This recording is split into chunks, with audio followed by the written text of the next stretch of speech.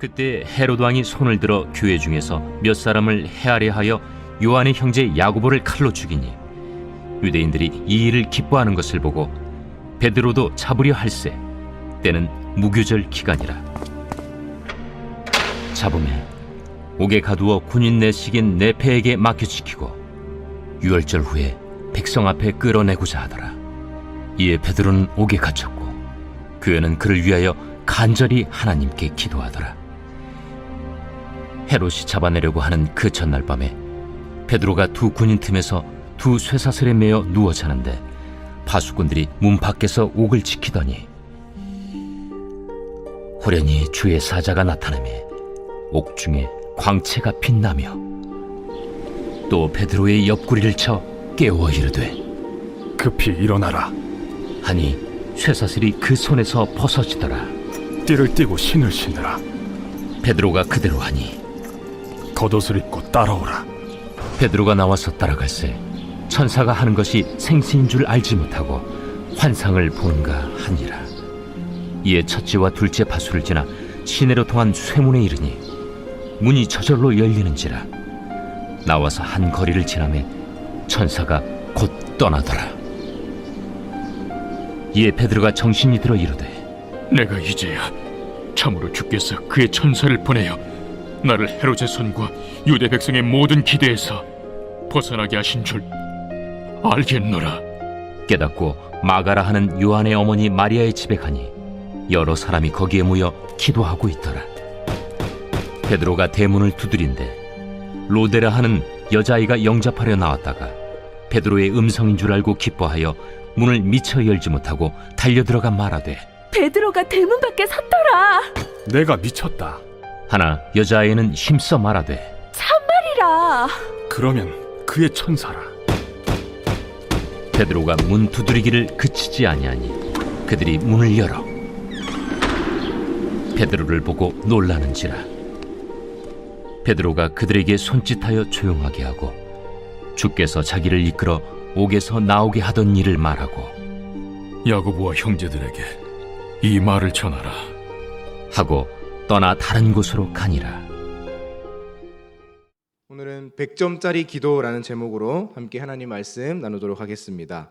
교회를 향한 핍박은 점점 거세져 갔습니다. 오늘 본문 1절을 보시면 그때에 헤롯 왕이 손을 들어 교회 중에서 몇 사람을 해하려 했다라는 것을 볼 수 있습니다. 그래서 그 본보기로 2절 말씀을 보시면 12사도 중에 하나이자 요한의 형제였던 야고보 사도가 희생양이 되어 순교하게 되었습니다. 헤롯 왕이 이처럼 끔찍한 일을 저지른 이유는 3절 말씀에 나와 있습니다. 3절 말씀을 보시면 유대인들이 이 일을 기뻐했다. 이 기뻐하는 것을 보고 헤롯 왕은 유대인들의 인기를 사기 위해서 교회를 향한 이 핍박을 계속 이어갔던 것입니다. 이제 그 핍박의 타겟이 누구를 향하느냐? 베드로를 향했죠. 3절 하반절 말씀을 보시면 베드로도 잡으려 할새 때는 무교절 기간이라.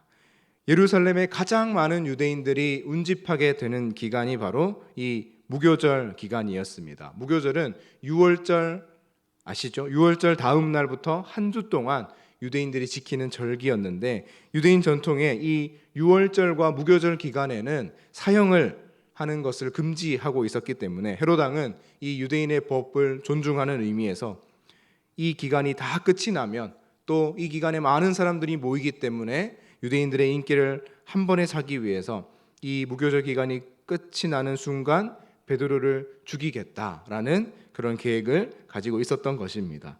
그렇게 베드로가 붙잡혀서 옥에 갇혔습니다. 그런데 베드로는 전에 유유히 감옥을 빠져나온 적이 있었습니다. 사도행전 5장에 보시면은 천사의 능력으로 감옥을 빠져나온 적이 있었죠. 그래서 오늘 보면 4절 말씀을 보시면 잡음에 옥에 가두어 군인 내식인 네페에게 맡겨 지키고 경비를 아주 삼엄하게 준비를 했다라는 뜻입니다.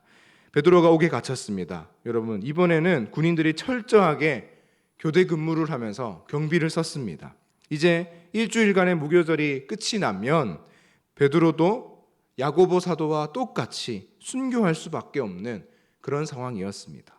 예루살렘 교회가 큰 위기를 만난 것입니다.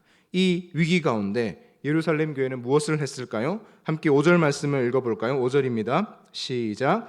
이에 베드로는 옥에 갇혔고 교회는 그를 위하여 간절히 하나님께 기도하더라. 아멘. 이 위기의 때에 예루살렘 교회는 베드로를 위하여 간절히 기도했습니다. 한글 성경에는 번역되어 있지 않지만 원어 성경으로 보면 5절 한가운데에 옥에 갇혔고라는 말 바로 다음에 접속사 대라는 단어가 사용되었습니다. 이 대라는 단어는 그러나, 그럼에도 불구하고라는 접속사입니다. 즉 베드로는 옥에 갇혔지만 그러나 교회는 베드로를 위하여 간절히 기도했다. 베드로가 감옥에서 순교할 수밖에 없는 절망적인 상황에 있지만 그럼에도 불구하고 교회는 간절히 하나님께 기도했다라는 그런 뜻입니다. 주 안의 사랑하는 성도 여러분, 어려움과 고난을 만날 때에 우리는 무엇을 해야 할까요? 또 위기의 때에 교회가 해야 할 것은 무엇일까요? 바로 기도인 줄로 믿습니다. 우리 인생에도 수시로 어려움과 고난과 위기가 찾아옵니다. 그 위기와 고난과 어려움이 엄습할 때에도 우리는 그러나 그럼에도 불구하고 하나님 앞에 간절히 기도하시는 저 여러분 되기를 간절히 소망합니다. 베드로가 옥에 갇혔을 때 예루살렘 교회가 간절히 기도했고 하나님께서는 그 기도에 응답하십니다. 6절부터 11절 말씀을 보시면 하나님의 응답하심이 참 놀랍습니다. 헤롯이 베드로를 잡아내려고 했던 바로 전날 밤, 그러니까 D-Day를 하루 앞두고 D-1일에 호련히 천사가 베드로가 갇혀있는 감옥에 찾아왔습니다. 캄캄한 감옥 안에 광채가 비쳤습니다. 베드로의 옆구리를 툭툭 치면서 천사가 베드로에게 일어나라고 말했습니다. 캄캄한 감옥에 빛이 비치고 천사의 목소리가 들리는데도 베드로를 지키고 있던 군인들은 아무것도 보지 못했습니다. 베드로의 손에서 저절로 쇠사슬이 스르륵 벗겨졌습니다. 베드로는 신을 신고 겉옷을 입고 천사 뒤를 따라갔죠. 여러 파수꾼을 지나서 유유히 빠져나갔습니다. 쇠문을 만나면 쇠문이 스르륵 자동문이 되면서 열리는 놀라운 일들이 일어났습니다. 정신 차리고 보니 이미 감옥을 벗어나서 자유의 몸이 되어 있었습니다. 11절 말씀에 베드로가 이렇게 고백합니다. 이에 베드로가 정신이 들어 이르되 내가 이제야 참으로 주께서 그의 천사를 보내어 나를 헤롯의 손과 유대 백성의 모든 기대에서 벗어나게 하신 줄 알겠노라. 여러분, 베드로가 어떻게 고백하죠? 나를 헤롯의 손과 유대 백성의 모든 기대에서 벗어나게 하신 줄 내가 이제는 알겠다. 내가 그렇게 고백한다라고 말하죠. 헤롯의 손, 막강한 힘과 권력을 가지고 있었던 그 헤롯의 손은 세상의 손, 세상의 권세라고 볼 수 있습니다. 또 유대 백성의 모든 기대, 어떤 기대였죠? 베드로가 죽기를 바랬던 유대인들의 기대 아닙니까? 이 유대인들의 기대는 이 세상의 생각과 가치관으로 볼 수 있습니다.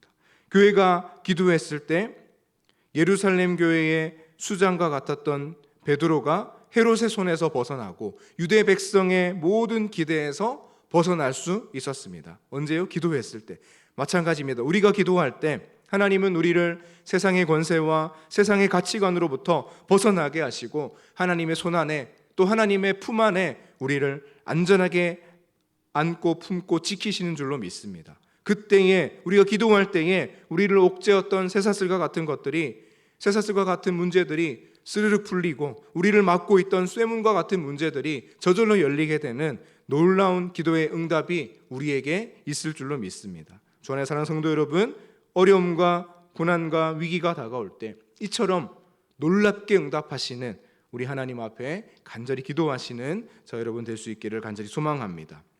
감옥을 빠져나온 베드로가 어디를 향합니까? 12절 말씀을 보시면 깨닫고 마가라 하는 요한의 어머니 마리아의 집에 가니 여러 사람이 거기에 모여 기도하고 있더라.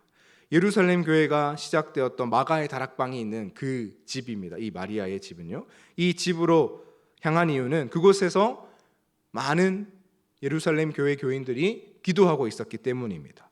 베드로가 대문을 두드리죠. 13절 말씀을 보시면 로데라 하는 여자아이가 영접하러 나옵니다. 그런데 이 로데라 하는 여자아이는 단번에 베드로 선생님의 목소리를 알아들었습니다. 너무 기쁘고 너무 놀란 나머지 문을 열어주는 것도 잊어버린 채 다시 집 안으로 뛰어 들어가서 베드로 선생님이 오셨습니다라고 소리를 치죠. 그런데 안에서 기도하고 있던 사람들의 반응이 아이러니합니다. 15절 말씀을 우리 같이 읽어볼까요? 15절입니다. 시작. 그들이 말하되 네가 미쳤다 하나 여자아이는 힘써 말하되 참말이라 하니 그들이 말하되 그러면 그의 천사라 하더라. 안에 있던 사람들은 이 로데라는 여자아이의 말을 듣고 미쳤다라고 하죠.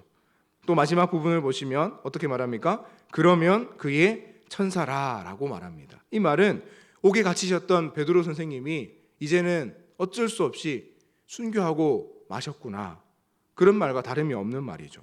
그러면 그의 천사라라는 말이요, 마치 베드로가 죽기를 바랬던 유대인들의 반응이 지금 이 기도하고 있던 예루살렘 교회 성도들의 입에서 나오고 있습니다. 이들은 분명히 하나님께 간절히 기도하고 있었죠. 아마도 기도의 내용은 베드로 선생님 살려주십시오, 전과 같이 놀라운 일을 일으키시어라도 다시 한번 놀라운 이적을 하나님 우리에게 보여주십시오라고 기도하지 않았을까요? 그런데 왜 이들은 여종의 말을 듣고도 믿지 못했을까요? 또 믿지 않았을까요? 당장 달려나가서 베드로 선생님의 목소리가 맞는지 한번 보자, 베드로 선생님을 우리가 맞이하자, 이렇게 하지 못했을까요? 저는 이 부분을 묵상하면서 이런 생각을 했습니다. 이들의 기도에 진정한 믿음이 없었구나, 이들의 기도에 순전한 마음이 없었구나. 성경에는 나오지 않지만 제 상상력을 동원해 본다면 예루살렘 교회는 나름대로 베드로 선생님을 감옥에서 빼오기 위해서 여러 가지 방법을 찾고 했을 것 같습니다. 변호사도 선임해보고 당국의 탄원서도 제출해보고, 그것도 아니면 높은 사람들을 수소문해서 줄도 대보고 뭐 로비도 해보고 이런저런 방법을 동원했으나 무교절 일주일의 시간이 점점 흘러가고 장담할 수 없는 상황이 되고, 기도도 물론 하나님 앞에 드리지만 이제는 어렵지 않을까, 이제는 포기해야 하지 않을까라는 생각이 그들 가운데 있지 않았을까요? 그래서 베드로 선생님이 오셨습니다. 베드로 선생님이 확실합니다. 베드로 선생님의 목소리가 확실합니다라는 이 여종의 말에도 그러면 그의 천사가 아닐까라고 말하지 않았을까, 저는 그렇게 한번 생각해 봤습니다. 여러분, 물론 기도도 해야지 하긴 하는데 다른 수가 없을까라는 생각이 이들의 기도 가운데 남아 있었다라는 것입니다. 여러분, 우리의 기도도 이럴 때가 있지 않습니까? 기도해야 할 일이라는 것을 알면서도, 기도밖에 답이 없다라는 것을 알면서도 여전히 우리의 생각과 계획이 앞설 때가 있습니다. 기도해야 할 문제라는 것을 알면서도 기도의 자리에 가기에 앞서서 내 모든 생각을 이미 다 정리해 놓고 정작 하나님 앞에 엎드려서는 하나님, 지금 문제는 이렇고요, 이러니 하나님은 이렇게 해주시면 되겠습니다라고 통보하듯 그렇게 기도할 때가 있다라는 것입니다.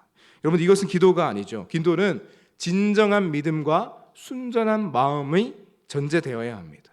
기도는 내 생각과 계획을 앞세우는 것이 아니라 하나님의 생각과 계획을 여쭙고 하나님의 뜻을 구하는 그런 것이 바로 기도입니다. 기도는 통보가 아니라 하나님께 순전한 마음으로 상의를 드리고 믿음으로 하나님의 뜻을 기다리는 것이 진정한 기도인 줄로 믿습니다.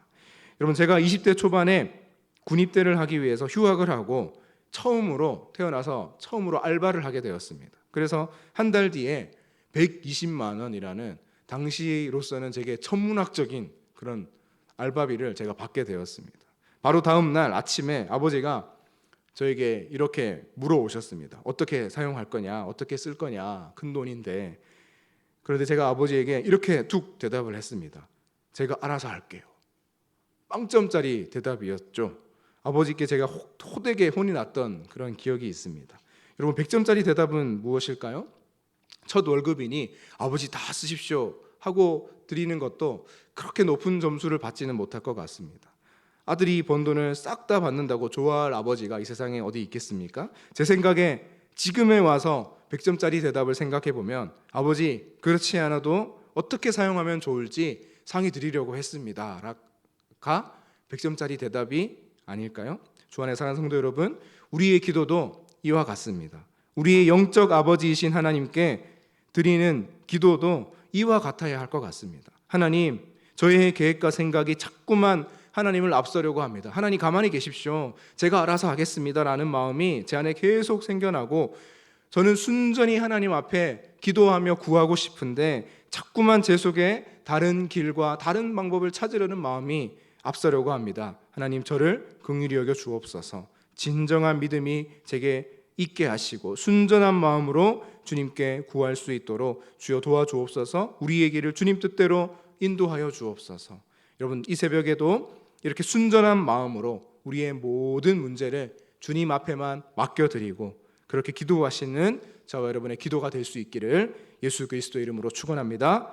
이 시간 말씀을 기억하며 기도하겠습니다. 위기의 때에 그럼에도 불구하고 기도하게 하여 주옵소서. 놀라운 방법으로 반드시 우리의 기도에 응답하시는 하나님께 믿음으로 간구하게 하여 주옵소서. 내 생각, 내 계획, 내 방법은 다 내려놓고 순전한 마음으로 우리의 모든 기도의 제목을 주님께만 올려드리게 하여 주옵소서. 함께 주님의 이름 부르고 기도하겠습니다.